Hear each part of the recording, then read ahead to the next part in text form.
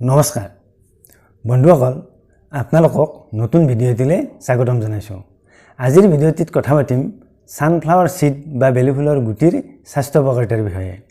দেখাত এই সানফ্লাৱাৰ সিড বা বেলি ফুলৰ গুটি একেবাৰে এবিধ অতি সাধাৰণ বস্তু, কিন্তু দেখাত একেবাৰে সাধাৰণ বস্তু যেন লাগিলেও এই সানফ্লাৱাৰ সিড বা বেলি ফুলৰ গুটিত মানুহৰ সুস্বাস্থ্যৰ বাবে প্ৰয়োজনীয় কেইবাবিধ পুষ্টি উপাদান ভৰপূৰ মাত্ৰাত পোৱা যায়। আৰু এই বেলি ফুলৰ গুটিত পোৱা এই পুষ্টি উপাদানসমূহ হৈছে ভিটামিন ই, লগতে থাকে এণ্টিঅক্সিডেণ্ট আৰু লগতে থাকে স্বাস্থ্যকৰ ফেট, ফছফৰাছ আদি। এই পুষ্টি উপাদানসমূহে মানুহৰ স্বাস্থ্যত যথেষ্ট পৰিমাণে সহায় কৰে।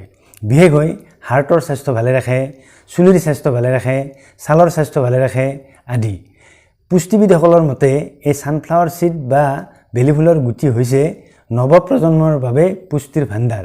গতিকে আমি যদি নিয়মিতভাৱে এই সানফ্লাৱাৰ সিড বা বেলি ফুলৰ গুটি এক নিয়মত সেৱন কৰোঁ, তেনেহ'লে আমি কেইবাবিধ স্বাস্থ্য উপকাৰিতা লাভ কৰিব পাৰোঁ। আৰু এই স্বাস্থ্য উপকাৰিতাবোৰ আজি আমি বৃহৎভাৱে আলোচনা কৰিম।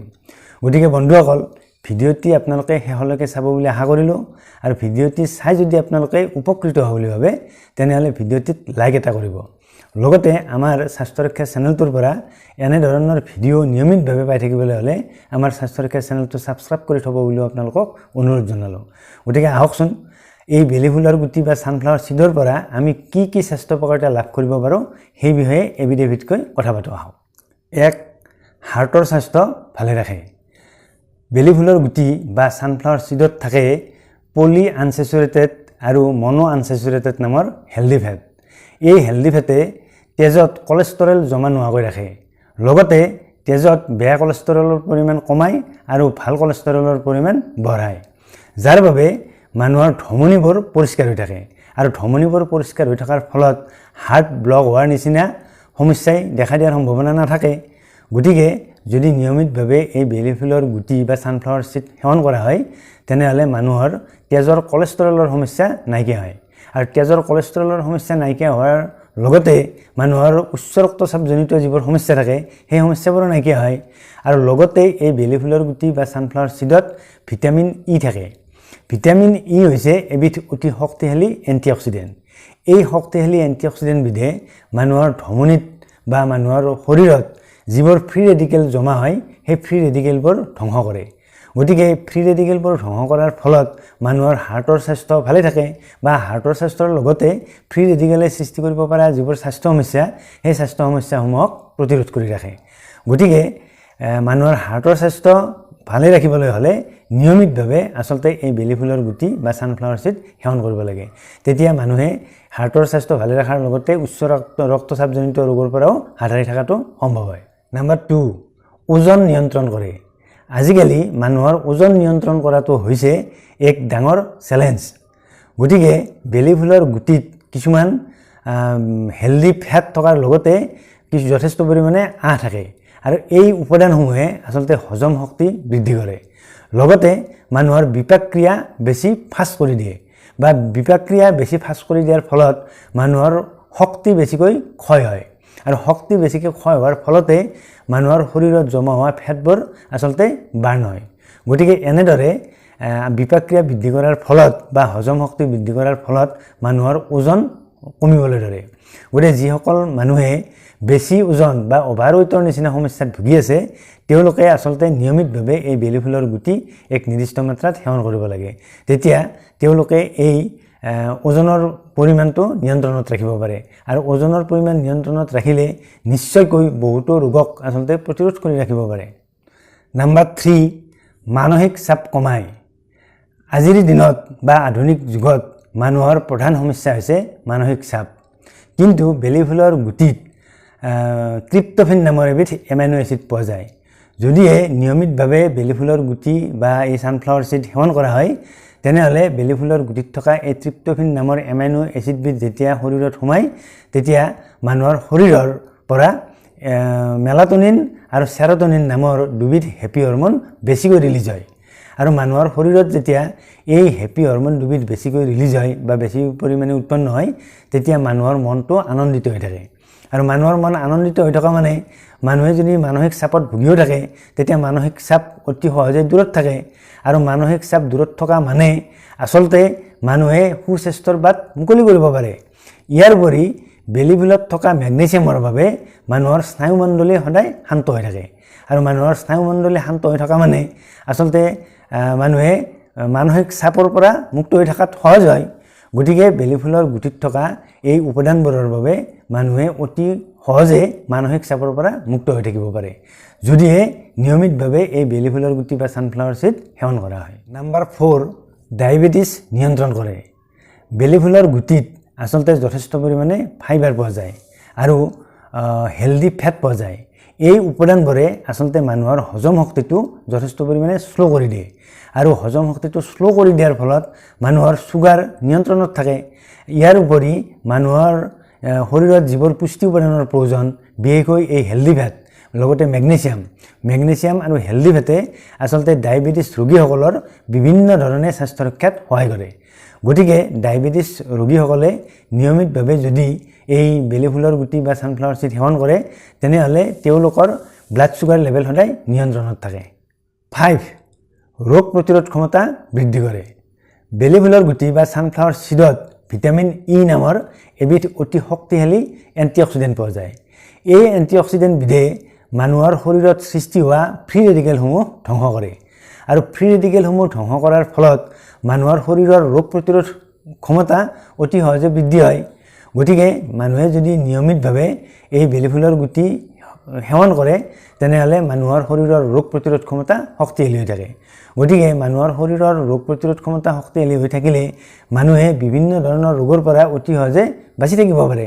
গতিকে বেলি ফুলৰ গুটি মানুহে নিয়মিতভাৱে সেৱন কৰিব লাগে। নাম্বাৰ 6, চুলিৰ স্বাস্থ্য ভালে থাকে। বেলি ফুলৰ গুটিত ভিটামিন ই নামৰ যি এণ্টিঅক্সিডেণ্ট থাকে সেই এণ্টিঅক্সিডেণ্টৰ বাবে মানুহৰ মূৰৰ ছালত আচলতে ৰক্ত সঞ্চালন বৃদ্ধি কৰে আৰু এনেদৰে মূৰৰ ছালত যেতিয়া ৰক্ত সঞ্চালন বৃদ্ধি হয় তেতিয়া আচলতে চুলিৰ গুৰিৰ স্বাস্থ্য ভালে থাকে বা চুলিৰ গুৰিয়ে যিবোৰ পুষ্টি উপাদান পাব লাগে সেই পুষ্টি উপাদানবোৰ সঠিক মাত্ৰাত পায়। ইয়াৰ উপৰি বেলি ফুলৰ গুটিত বায়'টিন নামৰ এবিধ উপাদান থাকে আৰু এই বায়'টিনেও আচলতে চুলিৰ পুষ্টি যোগানত সহায় কৰে। গতিকে বেলি ফুলৰ গুটি যদি নিয়মিতভাৱে সেৱন কৰা হয় তেনেহ'লে মানুহৰ চুলিৰ বিভিন্ন ধৰণৰ সমস্যা যেনে চুলি অকালতে সৰি যোৱা বা অকালতে পকি যোৱা এনেধৰণৰ সমস্যাবোৰ আচলতে অতি সহজে ভাল হৈ যায়। সেইবাবে মানুহে চুলিৰ স্বাস্থ্য ভালে ৰাখিবলৈ হ'লে বেলি ফুলৰ গুটি নিয়মিতভাৱে সেৱন কৰিব লাগে। নাম্বাৰ 7, হাড় আৰু দাঁতৰ স্বাস্থ্য ভালে থাকে। বেলি ফুলৰ গুটিত প্ৰচুৰ পৰিমাণে ফছফৰাছ আৰু মেগনেছিয়াম পোৱা যায়। গতিকে নিয়মিতভাৱে যদি এই বেলি ফুলৰ গুটি বা ছানফ্লাৱাৰ চিড সেৱন কৰা হয় তেনেহ'লে বেলি ফুলৰ গুটিত থকা এই ফছফৰাছ আৰু মেগনেছিয়ামৰ বাবে মানুহৰ আচলতে শৰীৰত কেলছিয়ামৰ শোষণ প্ৰক্ৰিয়াটো ভাল হয়। গতিকে মানুহে তেতিয়া কেলছিয়ামৰ অভাৱত ভুগিব লগা নহয়। আমি সকলোৱে জানো যে মানুহৰ হাড়ৰ স্বাস্থ্যৰ বাবে প্ৰচুৰ পৰিমাণে কেলছিয়ামৰ প্ৰয়োজন। গতিকে মানুহৰ শৰীৰত যেতিয়া প্ৰচুৰ পৰিমাণে কেলছিয়াম থাকে তেতিয়া মানুহৰ হাড়ৰ স্বাস্থ্য লগতে দাঁতৰ স্বাস্থ্য ভালে থাকে। গতিকে হাড়ৰ স্বাস্থ্য আৰু দাঁতৰ স্বাস্থ্য ভালে ৰাখিবলৈ হ'লেও মানুহে নিয়মিতভাৱে আচলতে এই বেলি ফুলৰ গুটি বা ছানফ্লাৱাৰ চিড সেৱন কৰিব লাগে। নাম্বাৰ 8, ছালৰ স্বাস্থ্য ভালে থাকে। মানুহে আচলতে ছালৰ স্বাস্থ্য ভালে ৰাখিবলৈ হ'লে বিভিন্ন ধৰণৰ বাহিৰত লগোৱা বস্তুৰ দ্বাৰাই চেষ্টা কৰে, কিন্তু ক'বলৈ গ'লে ছালৰ স্বাস্থ্য নিৰ্ভৰ কৰে আচলতে ভিতৰৰ স্বাস্থ্যৰ পৰা। বেলি ফুলৰ গুটিত মানুহৰ ছালৰ বাবে যিবোৰ পুষ্টি উপাদানৰ প্ৰয়োজন সেই পুষ্টি উপাদানবোৰ আচলতে ভৰপূৰ মাত্ৰাত পোৱা যায়। বিশেষকৈ মেগনেছিয়াম, এণ্টিঅক্সিডেণ্ট এই উপাদানসমূহে আচলতে মানুহৰ ছালৰ স্বাস্থ্য ভালে ৰখাত যথেষ্ট সহায় কৰে আৰু বেলি ফুলৰ গুটিত থকা ভিটামিন ইয়ে মানুহৰ ছালত যিবোৰ বলিৰেখা পৰে বা বয়সৰ চাপ পৰে সেইবোৰ নপৰাকৈ ৰাখিব পাৰে। বিশেষকৈ মানুহৰ ছালৰ কোষবোৰ আচলতে ধ্বংস নোহোৱাকৈ ৰাখিব পাৰে এই ভিটামিন ইয়ে, যিহেতু ভিটামিন ই এবিধ অতি শক্তিশালী এণ্টিঅক্সিডেণ্ট। গতিকে মানুহৰ ছালৰ স্বাস্থ্য ভালে ৰাখিবলৈ হ'লেও মানুহে নিয়মিতভাৱে বেলি ফুলৰ গুটি বা এই ছানফ্লাৱাৰ চিড সেৱন কৰিব লাগে। তেতিয়া মানুহৰ আচলতে এই ছালত পৰা বলিৰেখা, বয়সৰ চাপ বা ছালৰ বিভিন্ন ধৰণৰ সমস্যাবোৰ আচলতে দেখা নিদিয়ে। এক কথাত ক'বলৈ গ'লে মানুহৰ ছালৰ স্বাস্থ্য ভালে ৰাখিবলৈ হ'লে বা ছালৰ উজ্জ্বলতা বৃদ্ধি কৰিবলৈ হ'লে নিয়মিতভাৱে বেলি ফুলৰ গুটি বা ছানফ্লাৱাৰ চিড সেৱন কৰিব লাগে। নাম্বাৰ 9, মানুহৰ হজম শক্তি বৃদ্ধি কৰে। বেলি ফুলৰ গুটিত আচলতে যথেষ্ট পৰিমাণে ডায়েটৰী ফাইবাৰ থাকে।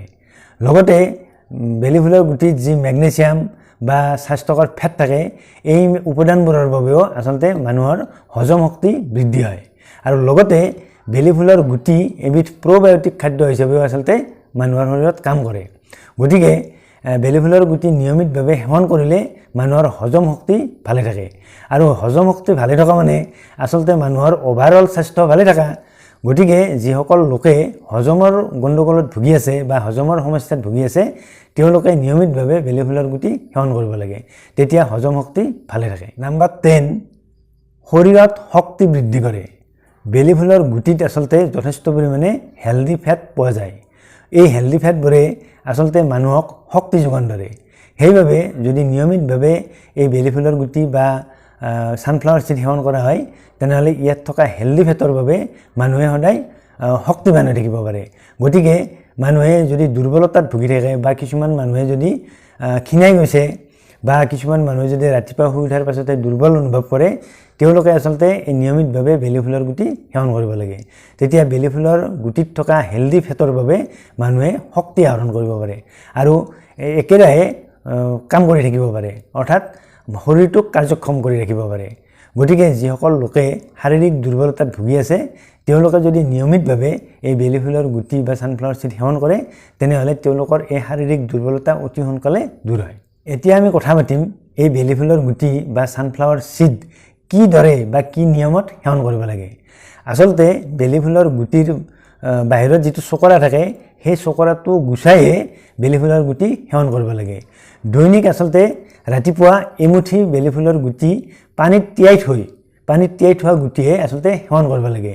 আৰু এই গুটি দৈ গাখীৰৰ লগত মিহল কৰি বা চালাডৰ লগত মিহলাই সেৱন কৰিব পাৰি। অৱশ্যে দৈনিক এমুঠিতকৈ বেছি বেলি ফুলৰ গুটি সেৱন কৰিব নালাগে। আৰু ভাজিলে আচলতে বেলি ফুলৰ গুটিৰ এই পুষ্টি উপাদানসমূহ নষ্ট হৈ যায়। সেইবাবে নভজাকৈ আচলতে পানীত তিয়াই থৈ বেলি ফুলৰ গুটি সেৱন কৰিব লাগে। তেতিয়াহে বেলি ফুলৰ গুটিৰ এই পুষ্টি উপাদানসমূহ সম্পূৰ্ণৰূপে আহৰণ কৰিব পাৰি। গতিকে বন্ধুসকল, বেলি ফুলৰ গুটি নিয়মিতভাৱে সেৱন কৰিলে আমি কি কি স্বাস্থ্য উপকাৰিতা লাভ কৰিব পাৰোঁ বা আজি আমি উল্লেখ কৰা এই 10টা স্বাস্থ্য উপকাৰিতা আমি অতি সহজে বেলি ফুলৰ গুটিৰ পৰা লাভ কৰিব পাৰোঁ। আপোনালোকে যদি আজিৰ ভিডিঅ'টি চাই উপকৃত হ'ব বুলি ভাবে, তেনেহ'লে ভিডিঅ'টিত লাইক এটা কৰিব।